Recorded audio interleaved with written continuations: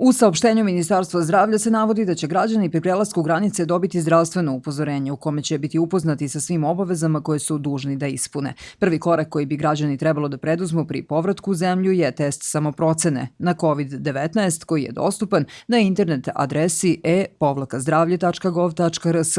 Popunjavanje ovog upitnika pomoći će im da dobiju bolji uvid u svoje opšte zdravstveno stanje i rezultat testa će biti pokazatelj da li je potrebno da se jave u COVID ambulantu. Građanin koji popunjava test treba da rezultat odštampa ili sačuva kako bi imao dokaz o urađenom testu. Ovo znači da građani ne treba po automatizmu da posećuju COVID ambulante pri povratku iz inostranstva, već samo oni koji urađenim testom samoprocene dobiju takva uputstva.